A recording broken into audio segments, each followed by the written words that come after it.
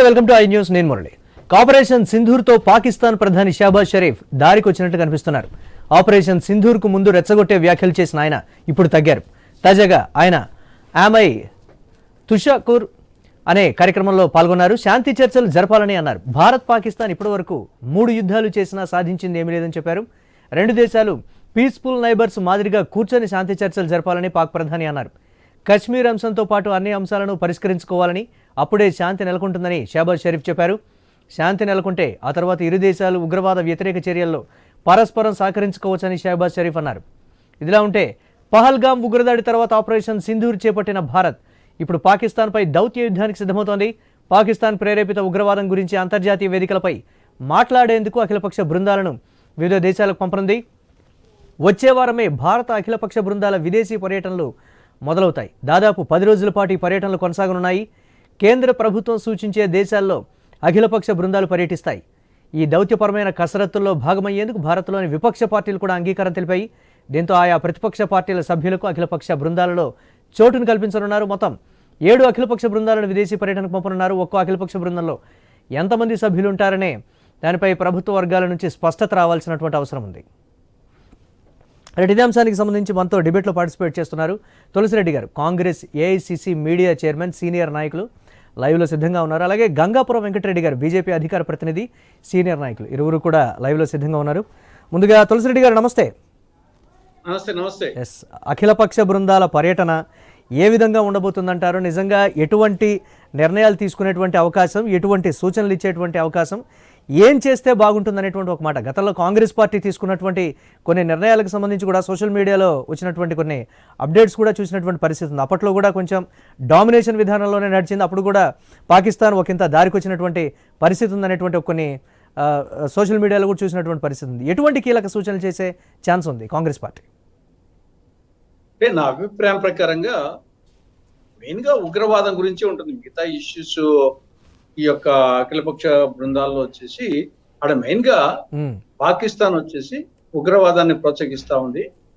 ఉగ్రవాదులు అయినా జరిగిన సంఘటనలు ఇవన్నీ ఆథెంటికేటెడ్గా వచ్చేసేసి ప్రపంచ దేశాలకు చెప్పి విధంగా ఉగ్రవాదం గురించి మెయిన్గా కాన్సన్ట్రేట్ చేస్తుంది. ఆ ఉగ్రవాదానికి పాకిస్తాన్ వచ్చేసి వాళ్ళు ప్రోత్సహిస్తున్నారు అనే దాని మీదనే ఉంటుంది. నాకు తెలిసిన మిగతా ఇష్యూస్ అన్ని అక్కడ పెద్ద ప్రస్తావించేది ఉండదు. ఒకవేళ ఆడ సందర్భానుసారంగా ఏమన్నా కొన్ని ఇష్యూస్ రావచ్చేమో, కానీ జనరల్ గా ఓన్లీ ఉగ్రవాదం మీదనే ఉంటుంది నా అభిప్రాయం. మిగతా అంశాలు ఈ అఖిలపక్ష బృందంలో విదేశాలు ఉన్నప్పుడు అవి వస్తాయని అనుకోవడం లేదు. కాబట్టి ఇది ఒక మంచి పరిణామమే. ఎందుకంటే ప్రజెంట్ సిచ్యుయేషన్ లో ప్రపంచం ఒక చిన్న గ్లోబ్ గా ఉంది కాబట్టి న్యాచురల్ గా వాణిజ్యంలో కానీ, యుద్ధాల్లో కానీ, ఆయుధాల్లో కానీ, ఆర్థిక అంశాల్లో కానీ వివిధ దేశాల మధ్య సంబంధాలు అవసరం కాబట్టి డెఫినెట్ గా వచ్చేసి ఇది దౌత్యపరం అనేది చాలా ఇంపార్టెంట్. మనం ఆల్రెడీ ఆపరేషన్ సింధూర్లో సక్సెస్ అయ్యాము. ఇక్కడ కూడా దౌత్య నీతులు కూడా మనం సక్సెస్ కావాల్సిన అవసరం ఉంది. ఎందుకంటే ప్రపంచము ఆ విధమైన పరిస్థితిలో ఉంది. మనం వచ్చేసి బ్రహ్మోస్ తో మనం వచ్చేసి సక్సెస్ అయ్యాము, కానీ ఆ బ్రహ్మోస్ వచ్చేసి ఇండో రష్యా కొలాబరేషన్ కదా. కాబట్టి అదే విధంగా మనకు రాఫెల్ విమానాలు ఫ్రాన్స్ నుండి, అట్లే పాకిస్తాన్ కు వచ్చేటి కొన్ని చైనా నుండి, కొన్ని టర్కీ నుండి. కాబట్టి నాడు ప్రపంచము వచ్చేసి కేవలం మనకు పాకిస్తాన్ కి అనుకోకుండా ఓవరాల్ గా అన్ని కోణాల్లో ఆలోచించాల్సిన అవసరం ఉంది. దౌత్య నీతి అనేది చాలా అవసరము. దాంట్లో వచ్చేసి ఇప్పుడు అఖిలపక్షము పంపడం అనేది చాలా మంచిది. ఎందుకంటే భారతదేశం మన యుద్ధ సందర్భంగా ఒకే బాట ఒకే మాట అనే దాని మీద స్టాండ్ అయి ప్రపంచాన్ని చూపించాము. ఇప్పుడు మరొకసారి ఎంపీల బృందము, దాంట్లో దౌత్యవేత్తలు, అన్ని పార్టీలకు సంబంధించిన వాళ్ళు పోవడం అనేది భారతదేశము వాళ్ళ దేశం మీదకి వస్తే కనుక ఒకటిగా ఉంటుందని ఒక సందేశం ఇవ్వడం అనేది చాలా మంచి పరిణామం ఇది. ఈ నేపథ్యంలో పాకిస్తాన్ ప్రధానమంత్రి కూడా ఆ ప్రపోజల్ కూడా మంచిదే. నిజంగా వాళ్ళకి వచ్చేసి పరివర్తన జరిగి గతంలో 3 యుద్ధాల వలన వచ్చింది ఏం లేదు కాబట్టి శాంతిగానే వస్తే కన్నా ఉగ్రవాదాన్ని వాళ్ళు వచ్చేసి ఉగ్రవాదాన్ని అప్పచెప్పి ఉగ్రవాదాన్ని అంతమందించి శాంతి చర్చలు పట్టిస్తే మనకు మంచిదే, వాళ్ళకు మంచిదే. ఆ ప్రపోజల్ కూడా వచ్చేసి జ్ఞానోదయం కలిగి నిజంగా హార్ట్ఫుల్ గా శాంతి ప్రపోజల్స్ వస్తే కన్నా అది కూడా మంచిదే. ఎస్, అంటే గతంలో ఎక్కువ కాలం భారతదేశాన్ని పరిపాలించినటువంటి కాంగ్రెస్ పార్టీ అంటే ఆ దాయాది దేశంతో వ్యవహరించినటువంటి తీరు కావచ్చు, లేకపోతే గతంలో ఉన్నటువంటి పరిణామాలు, ఇప్పుడు పరిణామాలు అన్నీ బేరీజు వేసుకొని కొన్ని కీలక సూచనలు ఇచ్చేటువంటి అవకాశం ఉందనేటువంటి ఒక మాట కూడా, అంటే పాకిస్తాన్ ఇప్పుడు కూడా చెప్పినటువంటి మాట మీద నిలబడేటువంటి పరిస్థితి ఉండదు. ఇప్పుడు షహబాజ్ షరీఫ్ చెప్పినటువంటి దానికి ఒక నెల రోజుల తర్వాత జరిగేటువంటి దానికి కూడా ఎక్కడ సంబంధం ఉండేటువంటి పరిస్థితి లేదు కదా. ఆ విధంగా కొంచెం కట్టుదిట్టంగా కొన్ని కీలక నిర్ణయాలు కావచ్చు, లేకపోతే సూచనలు కావచ్చు చేస్తే బాగుంటుంది అనేటువంటి మాట. దీనికి సంబంధించి అలా ఆలోచిస్తాం. అదేమో వాస్తవమే, గత ట్రాక్ రికార్డును చూసుకోవాలి. కానీ ఎల్లప్పుడూ ఒకే విధంగా ఉంటారు అనుకోవడం లేదు, జ్ఞానోదయం కలగచ్చు వచ్చేసి. కాబట్టి మనము ఎప్పుడూ వచ్చేసి నిరంతరము అప్రమత్తంగా ఉంటూనే మనము చేయాల్సింది చేయాలా. మనం వచ్చేసి ఒక దిక్కు ఆయుధ సంపత్తి చూసుకోవాలా, ఆర్థికంగా బలపడాలా, అప్రమత్తంగా ఉండాలా. ఇది ఎట్లా అంటే ముక్కున్నంత వరకు పడిశం ఉంటుంది, కాబట్టి ఆ ముక్కును తీసేయలేము. కానీ ఆ పడిశానికి సింప్టమాటిక్ ట్రీట్మెంట్ వచ్చేసి మనం వాడుకుంటా ఉండాలి. ఆ విధంగా వచ్చేసి మనం నిరంతరము అప్రమత్తంగా ఉండాల్సిందే. గత ట్రాక్ రికార్డు డెఫినెట్ గా వచ్చేసి ఇప్పుడు 1971లో దేశమే 2 ముక్కలైంది కదా. ఇప్పుడన్నా మనం ఉగ్రవాద స్థావరాల మీద దాడి చేశాము, ఎయిర్ బేస్ అప్పుడు వచ్చేసి దేశమే 2 ముక్కలైంది. 92,000 మందిని వచ్చేసి మనము బందీలుగా పట్టుకొని మళ్ళీ మానవతా దృక్పథంతో వదిలిపెట్టడం జరిగింది. కాబట్టి ఆ ఎక్స్పీరియన్స్ కూడా ఉంది. కాబట్టి ఇంతకంటే పెద్ద ఎక్స్పీరియన్స్ అది. ఇంకా అప్పటికి అఫ్ కోర్స్ అది అణ్వాయుధాలు ఉన్నటువంటి పరిస్థితి కాదు, కానీ దేశమే 2 ముక్కలైంది. కాబట్టి డెఫినెట్ గా యుద్ధం ఎవరికి మంచిది కాదు. అది వచ్చేసి ఎంత పవర్ఫుల్ దేశమైనా మనం చూస్తున్నాము. అమెరికా వచ్చేసి వియత్నాంలో ఏమైంది, అమెరికా ఆఫ్ఘనిస్తాన్ లో ఏమైంది, రష్యా ఉక్రెయిన్ లో ఏమైంది, ఇజ్రాయెల్ లెబనాన్ లో ఏమైంది, ఈవెన్ చైనా వచ్చేసి టిబెట్ తైవాన్ విషయంలో ఏమైంది. కాబట్టి యుద్ధంలో తాత్కాలికంగా ఒకరి అప్పర్ హ్యాండ్ ఒకరి అనొచ్చు, కానీ యుద్ధం వల్ల అందరికీ నష్టమే, ఆర్థికంగా నష్టమే, జన నష్టం జరుగుతుంది. కాబట్టి మన యొక్క సార్వభౌమత్వాన్ని కాపాడుకుంటూ, మన సమగ్రతను కాపాడుకుంటూ, మన దేశ పౌరులను కాపాడుకుంటూ, అట్ ది సేమ్ టైం యుద్ధోన్మాదం లేకుండా అవసరమైనప్పుడు వచ్చేసి ప్రయోగించాల్సిన అవసరం ప్రయోగించుకుంటూ, ఆ విధంగా ఇది మల్టీ అప్రోచ్ తో పోవాలా. కేవలం వచ్చేసి మనము ప్రపంచానికి శాంతి కాముకులుగానే ఉంటూనే అట్ ది సేమ్ టైం మనము సమర్థులము, శాంతి కాముకులము అనే సందేశం మనం ప్రతిసారి పంపిస్తున్నాం. మనం ముందు దాడి చేయము, మనం వచ్చేసి ఆక్రమణదారులం కాదు, కానీ మన మీదికి వస్తే మాత్రము మనము బ్రహ్మాండంగా ఎదుర్కొంటాం అనేది గతంలో చూపాము, ఇప్పుడు చూపాము. ఇది ఓ విధంగా ప్రపంచానికి మరింత అర్థమయ్యేట్టు కూడా ఆపరేషన్ సింధూర్ ద్వారా చెప్పాము. ఇది మంచి పరిణామమే. ఎస్, రైట్, మాట్లాడదాం దీనికి సంబంధించి. రైట్, ఇక గంగాపురం వెంకటరెడ్డి గారు, బీజేపీ అధికార ప్రతినిధి, సీనియర్ నేత ఉన్నారు. వెంకటరెడ్డి గారు నమస్తే. నమస్తే. ఎస్, భారతదేశం వ్యవహరించినటువంటి తీరు ఆపరేషన్ సింధూర్ విషయంలో ఇతర దేశాల జోక్యం విషయానికి వచ్చినప్పుడు ప్రస్తుతానికి కాదు, ఎప్పటికైనా సరే భారత్ పాకిస్తాన్కి సంబంధించి మేమే చూసుకుంటాం, మేమే మాట్లాడుకుంటాం అనేటువంటి కీలకమైన ఒక అంశం కూడా చెప్పింది. కానీ ప్రతిపక్షాలు కావచ్చు, లేకపోతే అంటే ఉన్నటువంటి భారతదేశంలో ఉన్నటువంటి అన్ని పక్షాలు కూడా మద్దతు ఇచ్చినటువంటి పరిస్థితి ఉంది. భారత ప్రభుత్వం ఎటువంటి నిర్ణయం తీసుకున్నా కానీ మేము వెనకాలే ఉంటామనేటువంటి ఒక కీలక మాట అయితే అన్ని కూడా చెప్పినటువంటి పరిస్థితి ఉంది. మంచి కోఆపరేట్ చేశాయి. ఇప్పుడు ఇటువంటి పరిస్థితుల్లో ప్రపంచ దేశాలకు అఖిలపక్ష బృందం ఎటువంటి సలహాలు సూచనలు స్వీకరించేటువంటి అవకాశం ఉంది, లేకపోతే భారతీయ జనతా పార్టీ దగ్గర, కేంద్ర ప్రభుత్వం దగ్గర ముందుగానే ఒక వ్యూహం ఏమైనా ఉందా అనేటువంటి ఒక ప్రశ్న ఏం చెప్తారు మీరు? ఇప్పుడు పెద్దలు తులసిరెడ్డి గారికి నమస్తే. మీరు అన్నట్టుగా మురళి గారు, పహల్గామ్ దుర్ఘటన జరిగిన తర్వాత భారత ప్రభుత్వము 24 గంటలు ఏం చేయాలి, దీనికి పరిష్కారం ఏంది అనేటువంటి దాని కింద ఆలోచించి సమీక్షించి అన్ని రాజకీయ పార్టీలు, భారతదేశంలో ఉండేటువంటి అన్ని రాజకీయ పార్టీలు కాంగ్రెస్తో సహా చర్చలు జరిపినటువంటి సందర్భం మనం గుర్తుంచుకోవాల్సినటువంటి అవసరం ఉంది. అదేవిధంగా మరొకసారి కూడా చర్చ జరిగి ఏం జరుగుతుంది అనేటువంటి ప్రతిపక్షాలను డార్కులు పెట్టకుండా, చాలా మంది ఏమనుకుంటారంటే భారతీయ జనతా పార్టీ కేంద్ర ప్రభుత్వంలో ఉన్నటువంటిది ప్రతిపక్షాలకు సరైనటువంటి స్థానం ఇవ్వదు, విషయాలు చెప్పదు అనేటువంటి ఒక అపవాదు అనేటువంటిది తెలిసి తెలియక చాలా ప్రతిపక్ష పార్టీలు చేసినటువంటి దాన్ని పక్కకు పెట్టి, ఇవాళ దేశ రక్షణ ముఖ్యము, దేశంలో ఉండేటువంటి ప్రజలు ముఖ్యము, దేశానికి సంబంధించిన సమగ్రత ముఖ్యము, దేశంలో ఏ పార్టీ ఉన్నా అన్నిటి కూడా గౌరవం ఇవ్వాలంటే దాని కింద చర్చలు జరిగినవి. ఆ కోణం లోపల మనం బ్రహ్మాండంగా విజయవంతం సాధించడం జరిగినటువంటిది. ప్రతిపక్ష పార్టీలను కూడా ఏ మాట కా మాట చెప్పాలో సహకరించినటువంటి ఒక గొప్ప సాంప్రదాయ పార్లమెంటరీ ప్రజాస్వామ్యం అని చెప్పక తప్పదు. ఇప్పుడు ఏం జరుగుతున్నటువంటిది మీరు అన్నటువంటి ప్రశ్న, మనం విదేశాలకు అన్ని పార్టీలకు సంబంధించినటువంటి ప్రజాప్రతినిధుల బృందాలుగా ఏర్పాటు చేసి ఒక 7-8 పార్టీలు, గుర్తింపు పొందిన పార్టీల యొక్క ప్రాతినిధ్యంతో విదేశాలకు పంపించి ఏం జరుగుతుంది, పాకిస్తాన్ భారతదేశం మధ్యన జరుగుతున్నటువంటి అంశములు ఏమిటి, పాకిస్తాను ఎందుకంటే ఇక్కడ చాలా వెస్టర్న్ మీడియాలో మురళి గారు కొంత మన మీద వ్యతిరేక ప్రచారాన్ని చేసినటువంటి సందర్భం ఉంది. సాధారణంగా మనం చూసినప్పుడు CNN కానీ BBC కానీ ఏకపక్షంగా మన మీద కొంత అసత్యాలను ప్రసారం చేసినటువంటి సందర్భం ఉన్నది. కాబట్టి అక్కడి ప్రజలకు భారతదేశం ఏదో తప్పు చేస్తుంది అనేటువంటి ఒక అనుమానము అనేటువంటి దాన్ని, ఎందుకంటే భారతదేశం స్వతహాగా మన పౌరులు అన్ని దేశాల్లో సుమారుగా 100 దేశాల్లో ఇవాళ ఏదో ఒక కార్యక్రమాల్లో ఉన్నటువంటి పరిస్థితి. సహజంగా భారతదేశము శాంతి కోరుకునేటువంటి దేశం. ఎవరి మీద దాడి పెట్టేటువంటి పరిస్థితి సాంప్రదాయం మనకు లేదు.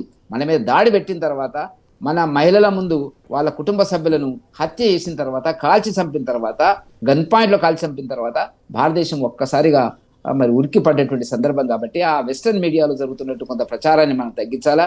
పాకిస్తాన్ చేస్తున్నటువంటి ప్రచారం ఏదైతే ఉందో దాన్ని పూర్తిగా ఆ ప్రజల్లోకి తీసుకెళ్లాలనే ఒక ఉద్దేశం చేత భారత ప్రభుత్వం మీరన్నట్టుగా పార్లమెంటరీ సభ్యులతోని డెలిగేషన్స్ పంపించేటువంటి ఒక ప్రయత్నం. ఇది మంచి సాంప్రదాయము. అన్ని పార్టీలు, ఎందుకంటే దేశానికి సంబంధించినంత వరకు నేను ఇంతకుముందు చెప్పినట్టుగా అన్ని పార్టీలు కలిసి చేస్తున్నటువంటి ఒక ప్రయత్నం ఇది. ఈ ప్రయత్నం కొనసాగాలని కోరుకుంటాం. కాబట్టి ఒక మెసేజ్ ఇవ్వడం అంటే భారత ప్రభుత్వము డెమోక్రటిక్ వ్యూ అనేటువంటిది ఇవ్వడం. ఎందుకంటే రకరకాల ఇప్పుడు ట్రంప్ మాట్లాడిన తర్వాత, అంతకుముందు మాట్లాడిన తర్వాత, ట్రంప్ మాట్లాడక ముందే CNN-లో నేను చూశాను ఇది అయిపోయింది, సెటిల్మెంట్ అయిపోతుంది అనే రకరకాల వార్తలు వస్తున్నట్టుంది. కాబట్టి ఏం జరిగింది, పాకిస్తాన్ చేసినటువంటి దురాఘాతాలు ఏంటి, ఎందుకంటే వాళ్ళు ఏం ప్రచారం చేస్తున్నారు, సివిలియన్స్ మీద దాడి చేసినారు, చనిపోయినారు, రకరకాలుగా. ఇప్పుడు మీరు చూసినారు కదా చాలా సందర్భాల లోపల భారతదేశంలో ఉండేటువంటి 7-8 సెంటర్ల మీద, ఎయిర్ బేస్ మీద మేము వేసేసినాము, అయ్యేపోయింది అనేటువంటి పరిస్థితి. భారతదేశాన్ని మేము ఏదో రకంగా దాన్ని డ్యామేజ్ చేసినామని చెప్పుకునేటువంటి పరిస్థితి, ఇవన్నీ వార్తలు వచ్చినాయి. కాబట్టి మీడియాలో కొంత ప్రచారం, ఎందుకంటే మీడియాలో కూడా ఇస్లామిక్ మీడియా చాలా ప్రధానంగా ఉంది. అంతర్జాతీయంగా చాలా దేశాల్లో ఇస్లామిక్ వ్యవహారాలు నడుస్తున్నాయి. కాబట్టి మనకంటే ముందే వాటిని ప్రచారం చేయడము, భారతదేశం మీద చేయడము, భారతదేశంలో మోదీ గారి యొక్క పరిపాలనను నచ్చనటువంటి కొన్ని దేశాలు అదే పనిగా ఏ కారణాలు లేకుండా విష ప్రచారం చేస్తున్నాయి. కాబట్టి వీటిని తగ్గించడానికి, వీటిని అవగాహన ఏర్పాటు చేయడానికి భారత ప్రభుత్వం బహుశా నిర్ణయించి ఉంటుంది. ఆ కోణం లోపల అది మంచి సాంప్రదాయము. ఆ ప్రాంతాలకు వెళ్ళడము, జరిగిన యుద్ధం, ఇప్పుడు శాంతి అంటున్నారు, శాంతి జరిగితే అన్ని మాట్లాడుకోవచ్చు అంటున్నారు. మీరు చెప్పిన దాంట్లోనే ఏం కనపడుతున్నటువంటిది కాశ్మీర్ సమస్య సెటిల్ కావాలని అంటున్నారు. ఎట్లయితుందండి కాశ్మీర్ సమస్య సెటిల్మెంట్ ఏముంది, కాశ్మీర్ భారతదేశంలో అంతర్భాగం. ఇది non negotiable demand as for as భారతదేశానికి సంబంధించినంత వరకు దాని చర్చే లేదు. మీరు ఇన్నిసార్లు మోదీ గారు మాట్లాడిన దాంట్లో ఎక్కడ కూడా కాశ్మీర్ సమస్య ఎప్పడం లేదు. ఏమైనా మాట్లాడుకోదలుచుకుంటే రెండు అంశాలు, ఒకటి టెర్రరిజం, ఉగ్రవాదం గురించి మాట్లాడాలా, రెండవది POK అంటే పాకిస్తాన్ ఆక్రమించినటువంటి భారత భూభాగం గురించే చర్చలు ఉంటాయి తప్ప మిగతావి అవి రెండు సెటిల్ అయితే మిగతావి ఆలోచించుకోవచ్చు. కానీ అవి పక్కకు పెట్టి కాశ్మీర్ సమస్య కాదు అది. కాశ్మీర్ ఎట్లా ఒప్పుకుంటామండి? 370 ఆర్టికల్ రద్దు చేసిన తర్వాత భారతదేశంలో అంతకుముందు కూడా ఇప్పుడు కూడా అది భారతదేశంలో ఒక భాగం కింద అంతర్భాగం అనేది మన ఉద్దేశము. ఆయన దాని గురించి మాట్లాడడం ఏమొస్తుంది? కాబట్టి ఇవన్నీ కూడా ఇటువంటి లిటిగెంట్ పదజాలాన్ని పాకిస్తాన్ ఉపయోగిస్తుంది. కాబట్టి ఈ సమస్యలు వస్తున్నాయి. మూడు యుద్ధాలు చేసి ఏం సాధించారు అంటే, తులసిరెడ్డి గారు తెలుసు, ఇందిరాగాంధీ గారు 1971లో బంగ్లాదేశ్ అవతరణకు ఆమె పోరాడినటువంటి పరిస్థితి ఉంది. మరి ఇప్పుడేం సాధించినారు అంటే మీకు ఏం చెప్పాల్సిన బుద్ధి మీకు చెప్పడం జరుగుతున్నటువంటిది. మీకు ఎక్కడ చెప్పాలి అక్కడ బుద్ధి చెప్తున్నాం కదా. మీ ఉగ్రవాద ఆలోచన విధానాన్ని పక్కకు పెట్టి ప్రపంచ శాంతి కోసం పోరాడండి. కాకపోతే వెంకటరెడ్డి గారు ఇక్కడ చర్చించాల్సినటువంటి అంశం ఏంటంటే, పాకిస్తాన్ ఈ రోజు చెప్పినటువంటి మాటకి సాయంత్రానికి ఇమీడియట్ గా మాట మార్చేటువంటి పరిస్థితి ఉంటుంది. అధికారులు చెప్పేటువంటి మాటకి సరిహద్దుల్లో ఆర్మీ బిహేవ్ చేసేటువంటి ఆ బిహేవియర్కి ఎక్కడా కూడా సంబంధం లేనటువంటి పరిస్థితి. మాట్లాడదాం ఒకసారి. మా ఢిల్లీ కరెస్పాండెంట్ రామకృష్ణ కూడా లైవ్ లో సిద్ధంగా ఉన్నారు. తనని కూడా ఒకసారి అడిగి మరిన్ని వివరాలు తెలుసుకుందాం. ఎస్ రామకృష్ణ, అఖిలపక్ష బృందం అనేది విదేశాలకి పర్యటనకు వెళ్తున్నటువంటి ప్రస్తుత పరిస్థితి, దీనికి సంబంధించి ఎటువంటి నిర్ణయాలు తీసుకునేటువంటి అవకాశం? కాశ్మీర్ విషయం కావచ్చు, ఉగ్రవాదం మీదే మాట్లాడతాం తప్ప ఇతరత్ర ఏదీ లేదనేటువంటి మాట.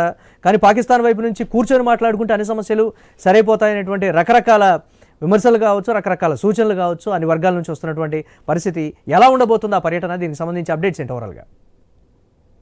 ఇక పాకిస్తాన్ ఉగ్రవాదం అనేది ఒక భారతదేశానికి పరిమితం కాదు. ప్రపంచ దేశాల్లో చాలా దేశాల్లో ఉగ్రవాదం దాడులు జరిపి పాకిస్తాన్ చాలా మందిని పొట్టన పెట్టుకుంది. మరి ఈ నేపథ్యంలో పాకిస్తాన్ యొక్క దురాగతాలు, పాకిస్తాన్ యొక్క వంకర బుద్ధి, దీన్ని ప్రపంచ దేశాలకు తెలియజేయాలి.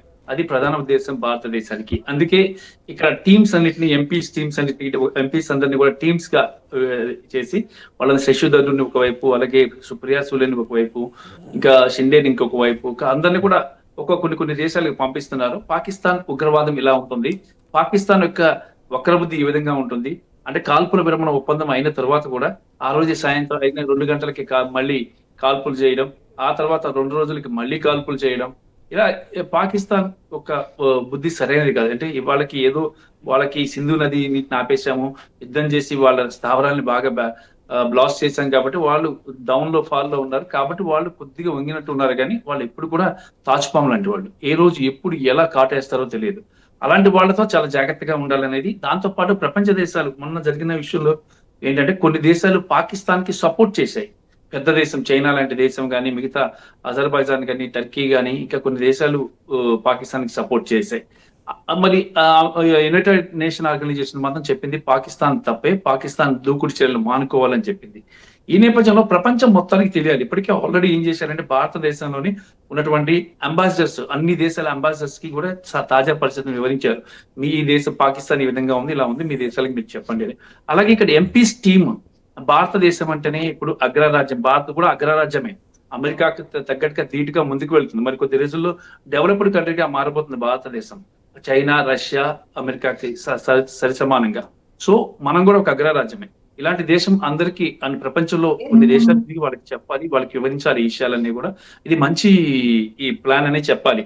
ఎందుకంటే పాకిస్తాన్ కూడా తన తప్పుగా తాను ఒప్పుకుంటుంది. ఎందుకంటే మాకు చాలా నష్టం జరిగింది, మొన్నటిదాకా ఫేక్ ఫొటోస్ పెట్టి మేము భారత్ ఆ షిప్ ని పేల్ చేసాము, ఈ షిప్ ని పేల్ చేసాము, రఫేల్ ని పేల్ చేసాము, రకరకాల ఫేక్ ప్రచారాలు చాలా చేసింది పాకిస్తాన్. మళ్ళీ తర్వాత ఈ రోజు మాకు ఇంత నష్టం జరిగింది, ఈ విధంగా జరిగిందని ఒప్పుకుంది. మరి ఫైనల్ గా ఏంటంటే పాకిస్తాన్ తన తప్పును ఒప్పుకున్నప్పటికీ కూడా మొన్నటిదాకా చూసుకున్నట్టుగైతే న్యూక్లియర్ వార్ హెడ్స్ యూజ్ చేస్తాం.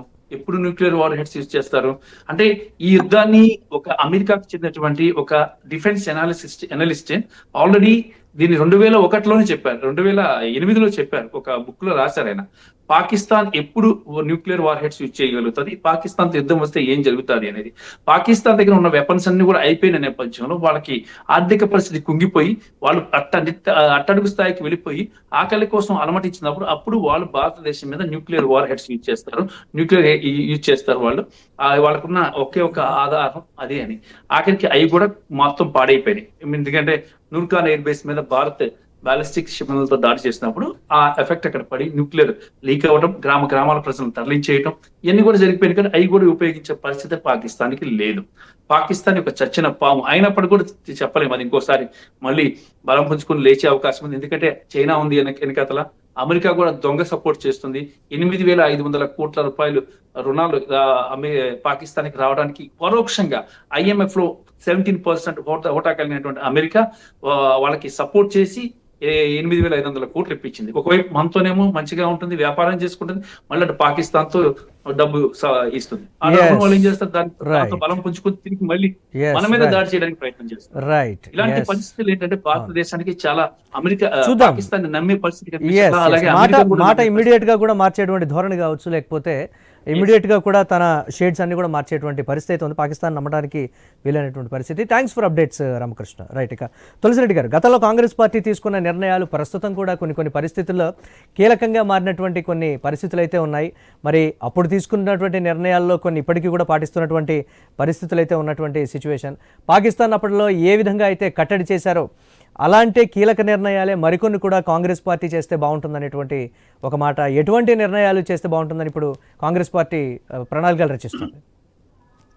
ఇప్పుడు మనకు పాకున్నటువంటి సమస్యలు, 1 ఉగ్రవాదము, 2 POK, 3 సింధు నది జలాలు, 4 వాణిజ్యము, 5 దౌత్య సంబంధాలు, 6 వీసాలు, 7 సరిహద్దుల వద్ద కాల్పులు. ఇవి మనకు ప్రధానంగా భారత్ కు పాక్ వచ్చేసి ఈ 7 సమస్యలు పరిష్కారం కావాలా. కాబట్టి ఉగ్రవాదానికి సంబంధించి మనము ఉగ్రవాద శిబిరాలను కానీ మళ్ళీ పుట్టుకొచ్చడానికి ఆస్కారం ఉంటుంది.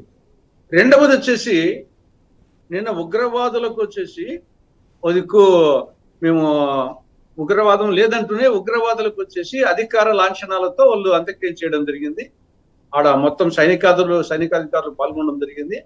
ఈవెన్ మన యొక్క దాడిలో వచ్చేసి చనిపోయిన వాళ్ళ కుటుంబాలకు జైషే మొహమ్మద్ అజరు బంధువులకు వచ్చేసి 14 మంది ఒక్కొరికి ₹1,00,00,000 చొప్పున 14 కోట్ల రూపాయలు అతనికి ఇవ్వబోతున్నారు.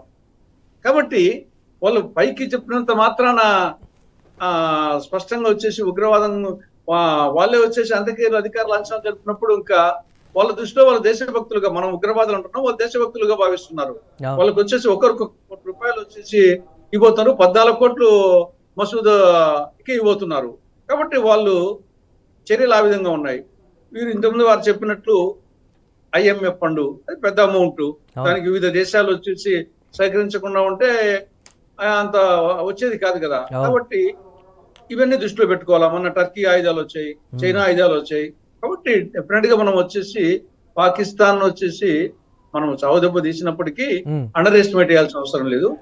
కానీ ఆ ఉగ్రవాదం మాట్లాడుతూనే మనము వాళ్ళేమో మనమేమో పీవేక్ అంటాం, వాళ్ళేమో కాశ్మీర్ అంటారు. వాళ్ళు ఏదో చర్చలు వచ్చినప్పుడు వాళ్ళు కాశ్మీర్ పెడతారు, మనం కాశ్మీర్ పక్కన పెట్టి పీవేక్ అంటాం మనం. తర్వాత సింధు నదీ జలాలు వచ్చేసి ఇది డెఫినెట్ గా ఇది రాబోయే రోజుల్లో ప్రధానమైన ఇష్యూ చర్చల్లో. ఈవెన్ ఇప్పుడు మన అఖిలపక్ష బృందం పోయేటప్పుడు రాకపోవచ్చు, కానీ ఫైనల్ గా వచ్చేసి ఏదో ఒక ద్వైపాక్షిక చర్చలు కొన్ని ఉంటాయి, కొందరు మధ్యవర్తిత్వంగా చేసే తప్పదు. ఒక మన ఊర్లలో కూడా ఇద్దరు వ్యక్తుల మధ్యనో 2 ఊర్ల మధ్యన వచ్చినప్పుడు ఎవరెవరు వచ్చేసి జోక్యం చేసుకోక తప్పదు. కాబట్టి దౌత్య చర్చలు కొన్ని అంశాల మీద ఉంటాయి, కొన్ని సందర్భాల్లో వేరే వాళ్ళు కూడా జోక్యం చేసుకోవాల్సి వస్తుంది. మనకు సింధు నదీ జలాలు అనేది డెఫినెట్ గా వాళ్ళకు జీవన్మరణ సమస్య. కాబట్టి ఇది ఒక ఏ విధంగా పరిష్కరించుకోవాలనేది రాబో రోజుల్లో మెయిన్ సమస్య. కానీ కొన్ని అన్ని మాత్రం డెఫినెట్ గా దారిలోకి అయితే రాదు. కొన్ని విషయాల్లో మాత్రం అప్పటికప్పుడు తాత్కాలికంగా అయితే ఒప్పుకునేటువంటి పరిస్థితి అయితే పాకిస్తాన్కు ఉందనేటువంటి మాట అయితే వినిపిస్తుంది. చూద్దాం తులసిరెడ్డి గారు ఎలా ఉండబోతుంది అనేది. వెంకటరెడ్డి గారు, సో అన్నీ కూడా ఒక కొలిక్కి వస్తాయి, కానీ ఉగ్రవాదం విషయం కావచ్చు, లేకపోతే POK విషయం, ఈ రెండు కూడా ఇప్పట్లో కొలిక్కి వచ్చేటువంటి పరిస్థితి అయితే ఉండదు. మిగతా అన్నింటినీ కూడా పాకిస్తాన్ తనకు అనువుగా మార్చుకొని ఉన్నటువంటి తాత్కాలిక అంటే ఉన్నటువంటి ఇబ్బందులన్నింటినీ కూడా తొలగించుకునేటువంటి పరిస్థితి అయితే ఉంటుంది తప్ప POK విషయంలో, ఉగ్రవాదం విషయంలో మాత్రం దాటవేత ధోరణితోనే అవలంబించేటువంటి పరిస్థితి. భారతీయ జనతా పార్టీ దగ్గర, కేంద్ర ప్రభుత్వం దగ్గర ఎటువంటి వ్యూహం ఉంది దీనికి సంబంధించి? ఇప్పుడు ఒక్కటి మురళి గారు, ఇప్పుడు మీరు అన్నట్టుగా ఉగ్రవాదం ఒకటి, POK అనేటువంటిది మనం మాట్లాడుతున్నటువంటిది, కానీ పాకిస్తాన్ మాట్లాడుతున్నటువంటిది రెండు పక్కకు పెట్టి కూడా ఏంటంటే కాశ్మీర్ సమస్య కూడా సెటిల్ కావాలా అనేటువంటి ఒక కొత్త వితండవాదాన్ని ముందుకు తీసుకొస్తున్నటువంటి ఒక సందర్భం. ఇప్పుడు అంతర్జాతీయ వేదికలలో వివిధ దేశాలలో ఇప్పుడు ఎందుకంటే మనం జాగ్రత్తగా ఆలోచించినట్టయితే ఈ 4-5 రోజుల కింద ట్రంప్ గారు మాట్లాడినటువంటి సమస్యను కూడా మనం దృష్టిలో పెట్టుకోవాలి. ఆయన ఏమన్నాడు, ఈ 2 దేశాల మధ్యన కాశ్మీర్ సమస్యను నేను పరిష్కరిస్తా అనేటువంటి ఒక మాట చెప్పాడు. అంటే ఆయన మైండ్ లో ఉన్నటువంటి ఏమిటి, కాశ్మీర్ సమస్య ఒకటి ఉందని, దానికి పరిష్కార మార్గం రావాలని, దానికి నేను సహాయపడతా అనేటువంటి ఇట్లాంటి వాదనలు అనేటువంటిది ముందుకు వస్తున్నటువంటి ఒక సందర్భం. కాబట్టి కాశ్మీర్ సమస్య మొట్టమొదటి నెగోషియబుల్ కాదు అది అనేటువంటి దాని కింద మనం మాట్లాడితే ఒక నిర్ణయానికి వస్తే మిగతా సమస్యల గురించి మాట్లాడుకోవడానికి మీరన్నట్టుగా వస్తుంది. కాబట్టి అంతర్జాతీయ సమాజంలో వివిధ దేశాలలో ఏంటంటే ఆ కాశ్మీర్ సమస్య గత 70-75 సంవత్సరాలుగా ఉన్నటువంటి ఒక జటిల సమస్య, ఒక రాచపుండు లాంటిది. వాళ్ళకి సగం అర్థమై సగం అర్థం కాకుండా ఉన్నటువంటి సందర్భం కూడా ఉన్నది. కాబట్టి మొన్నటి వరకు ఏంటంటే 370 ఆర్టికల్ రద్దు చేసినప్పుడు కూడా భారతదేశంలో దానికి సంబంధించినటువంటి ఒక సరైన సమాచారం మామూలు సగటు పౌరుని కూడా తెలియనటువంటి అంశం. కాబట్టి వీటన్నిటిని ముందు పరిష్కరించాలంటే వివిధ దేశాలలో వీటి గురించి ఏమనుకుంటున్నారు అనేటువంటిది ముందు ఒక ఎడ్యుకేషన్ జరగాల, ఒక ప్రచారం జరగాల, ఒక ఆలోచన జరగాల. తద్వారానే వీటికి సంబంధించి ఏదైనా పరిష్కారం దొరుకుతుంది. ఇప్పుడు తులసిరెడ్డి గారు అన్నట్టుగా సింధు జలాలు వాళ్ళకు మెడగబడ్డ అది కత్తి లాంటిది. అది ఎప్పుడు కూడా ఎప్పుడోసారి ఆ మెడను కత్తిరించేటువంటి పరిస్థితి ఉంటుంది.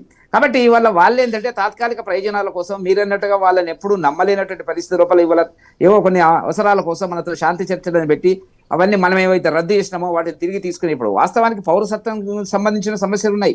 మురళి గారు మొన్న మరి చూసినారు, ఏ దేశస్థ పౌరులు ఆ దేశానికి వెళ్ళిపోవాలనుకున్నప్పుడు భార్యల పౌరసత్వం ఓ రకంగా ఉంది, భర్తల పౌరసత్వం ఓ రకంగా ఉంది, పిల్లల పౌరసత్వం ఓ రకంగా ఉన్నది, సమస్యలు వచ్చినాయి. అందుకే భారతీయ జనతా పార్టీ ముందు నుంచి ఉంది అంటే పౌరసత్వ సవరణ చట్టం అనేటువంటిది చెప్పడం జరిగితే ఇదేదో మతవాదాన్ని ప్రోత్సహిస్తున్నారు, మతవాదాన్ని శంకిస్తున్నారు అనే పద్ధతి వచ్చింది. మనకు బయటకు వచ్చిన ఇవన్నీ కూడా, ఇవన్నీ చాలా సమస్యలు ఉన్నాయి వాళ్ళతోని.